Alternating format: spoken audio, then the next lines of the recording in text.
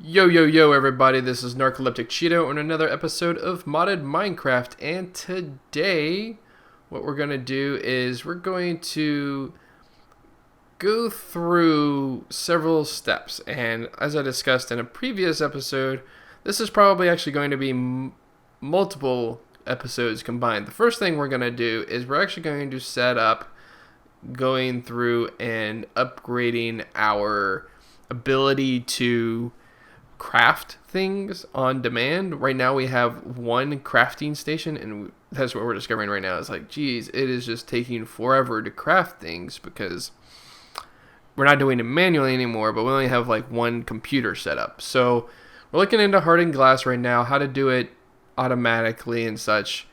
And what we need, we're going to need pulverizers to pulverize the lead. We're going to need pulverizers to pulverize the obsidian. Actually, I think we already have stuff to do that. We're going to need a smelter. We're going to need an induction smelter to combine those two things together and make it into hardened glass. Tell the whole thing to do that. And so our whole objective today is to, or at least for this part of the episode, is to upgrade not only the CPU part of it, the blocks with the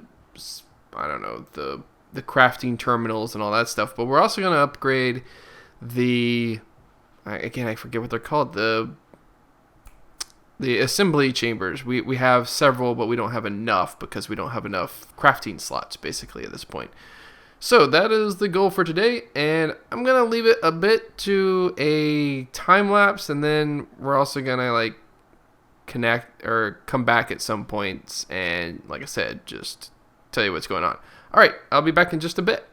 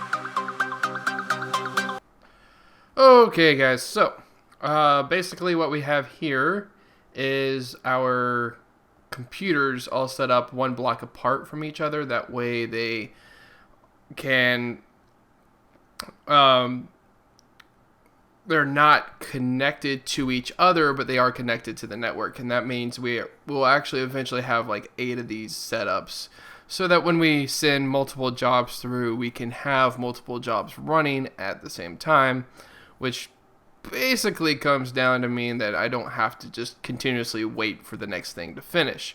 Now, currently, I do have to wait for when substitutions aren't being made correctly, and I have to figure that stuff out. We have to get nether quartz and certus quartz and all that coming in automatically. But right now, we have the extra capacity with the computer, so that's very, very good. And I think that's me just trying to figure out how many of those CPUs I can run, the 64 ones, which will do us some good.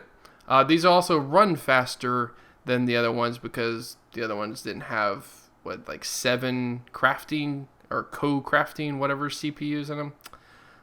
So I think it's co-crafting processing units.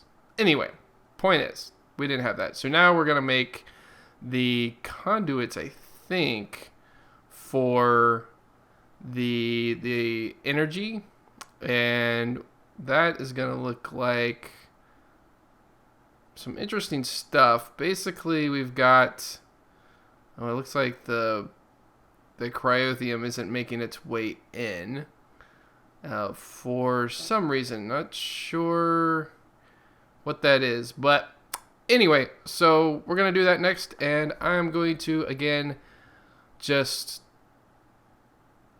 we're going to basically, oh yeah, so we're up, okay, so here we're upgrading the machines so they run faster, so we can get the cryothium powder faster. That's putting XP, liquid XP on top of snowballs. We get the XP from our mob farms, so that's all cool. And then we have to run that into the AE system, and then that has to get processed and then spit back out into magma crucibles to get turned into liquid and all that stuff. Fun. So, there we're just making a bunch of augments, which is, kind of the advantage of doing this stuff. It's a bunch of speed augments. Okay. But again, I think I'm just going to do another time lapse. This episode is going to be chock full of them. Sorry about that. Like I said, the sound went out, and we're just going to have to wing it. So, at any rate, I will see you guys in just a bit.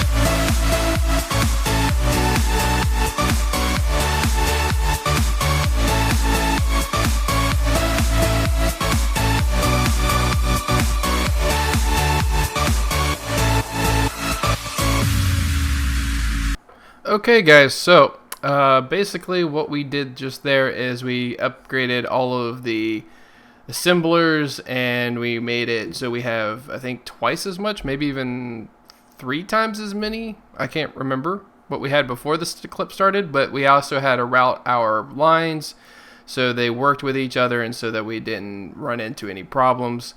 I think everything looks pretty good in terms of the lines and where they are and what's connected to what, that kind of a thing. Yeah, we're doing really well in terms of that. And yeah, so I think this is probably the end of this segment. So I'll see you guys in just a bit. Okay, guys, so the next thing we're going to tackle is fighting the Ender Dragon. We just needed to make an Ender Eye. I think it's like a metal Ender Eye. Basically, it doesn't break as easily. It does have a limited number of uses, and it gives you a health bar based on that. But basically, in terms of finding the dragon, this is the best way to find a stronghold. So that's what we did, and that's what the next clip is about. So I guess another time lapse, and I'm going to stop at a certain point because I found something that was super interesting. Anyway, I'll be back in just a bit.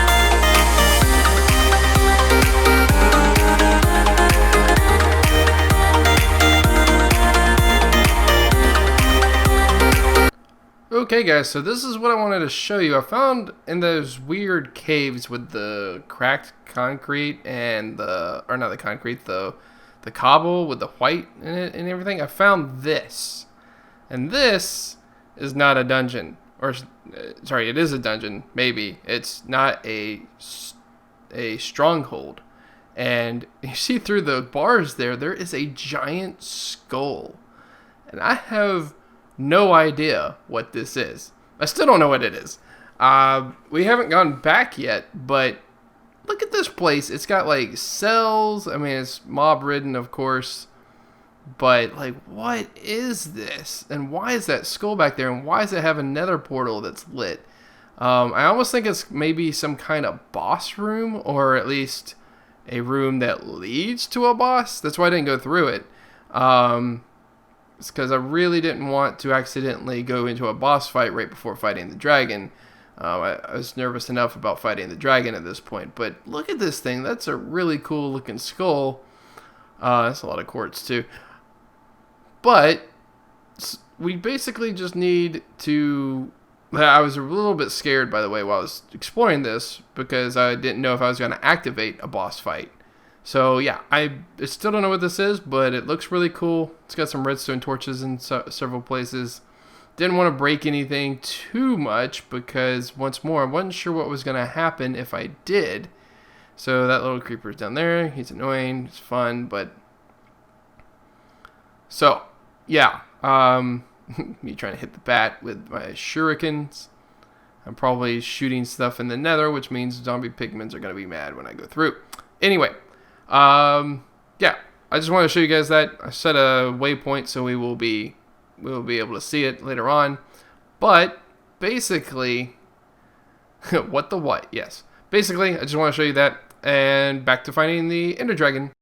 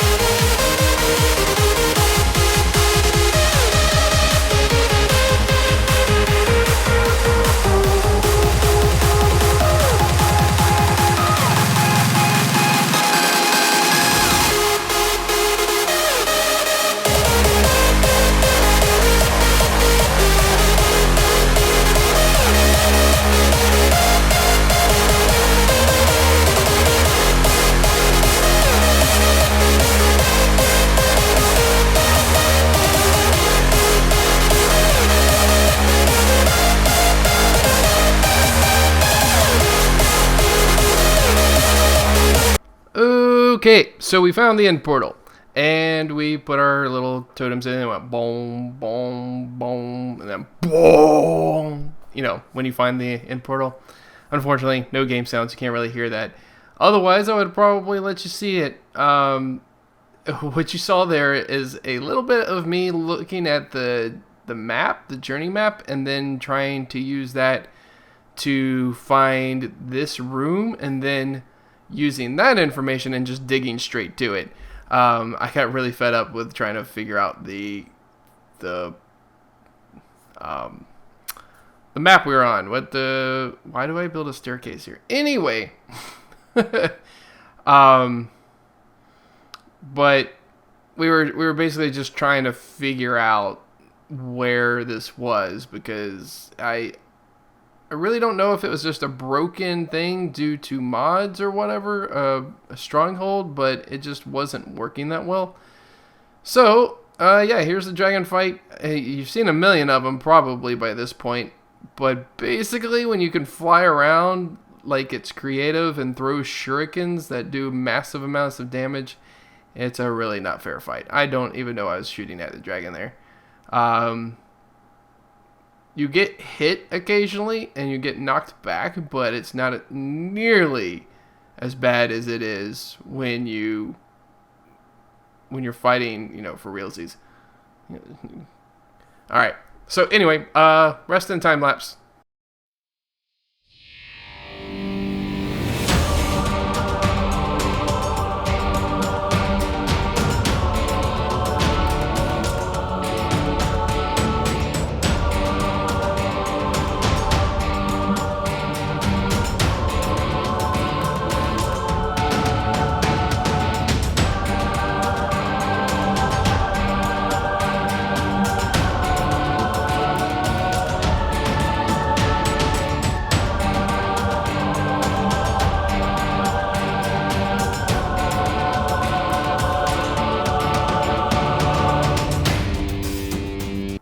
And for those of you who don't know, we were doing this to get the dragon egg all along so we could do our GP a favor. The dragon egg generator, or whatever it's called, is super overpowered. Basically, you get like 500 GP just for the dragon egg sitting on top of the generator. So I think I did some little reconnaissance there anyway. But anyway, just dropped in. Didn't do any really end exploring. You can see in the background there that we did wind up doing the power that I was talking about earlier, the power conduits. So, yeah, we just wind up waiting on the generator and figuring out what different things are for, and then yeah, we have everything we need. So, yeah, I think this is going to wrap up this episode, or, Yeah, this is definitely going to wrap up this episode. Basically, we did 2 total episodes within 1, so, that's a pretty good rate, I think, and we'll adjust it based on different things that we're covering. But anyway, if you guys like the episode, please leave a like on it. If you haven't already, please subscribe. I'll see you guys in the next episode.